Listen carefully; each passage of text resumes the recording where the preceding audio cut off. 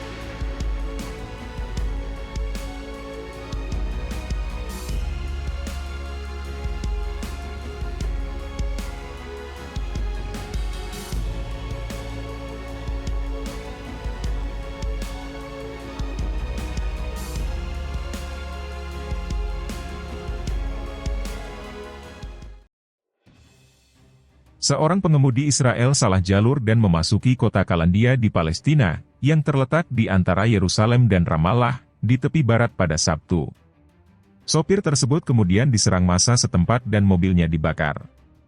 Video serangan massa, yang kini beredar di media sosial, menunjukkan kelompok warga Palestina mengejar kendaraan warga Israel sambil dan melemparinya dengan batu.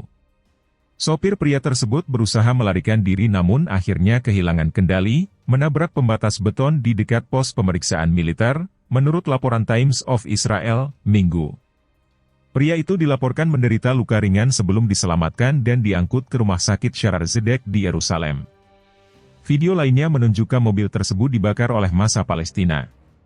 Insiden ini terjadi di tengah meningkatnya kekerasan di tepi barat, wilayah yang berada di bawah pendudukan Israel sejak tahun 1967. Pekan lalu, militer Israel melaporkan kematian seorang tentara dan beberapa tentara lainnya cedera serius selama operasi di Jenin, sebuah kota yang kerap dilanda kekerasan. Pasukan Israel sering melakukan penggerebekan di Jenin dan kamp pengungsi di dekatnya sebagai bagian dari operasi keamanan yang sedang berlangsung. Tepi barat mengalami peningkatan kekerasan yang signifikan, terutama setelah pecahnya perang Israel-Hamas di Gaza pada 7 Oktober. Pejabat Palestina melaporkan bahwa setidaknya 553 warga Palestina telah dibunuh oleh pasukan Israel atau pemukim ilegal di tepi barat sejak konflik dimulai. Sementara itu, serangan yang dilakukan warga Palestina telah mengakibatkan kematian sedikitnya 15 warga Israel, termasuk tentara, pada periode yang sama, menurut kantor berita AFP.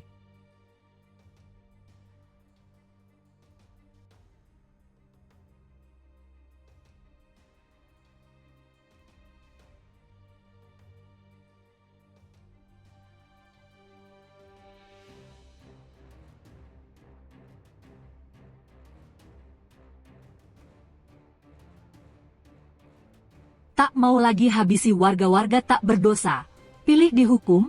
Puluhan tentara Israel tolak tugas di Gaza. Surat kabar Ibrani Haaretz melaporkan, puluhan tentara cadangan Israel mengumumkan bahwa mereka tidak mau kembali bertugas militer di Gaza, bahkan jika mereka akan dihukum. Ratusan tentara cadangan tentara pendudukan Israel pergi ke luar negeri setiap bulan tanpa memberitahu komandan mereka, mengingat perang yang terus berlanjut di Gaza, di mana pasukan pendudukan menderita kerugian besar selama beberapa bulan terakhir. Media Ibrani melaporkan dilansir Quds Press, Selasa 25 Juni. Majelis Umum Parlemen Israel, Knesset, menyetujui, dalam pembacaan pertama, pada Senin malam, sebuah rancangan undang-undang yang untuk sementara waktu menaikkan usia pengecualian dari dinas cadangan tentara.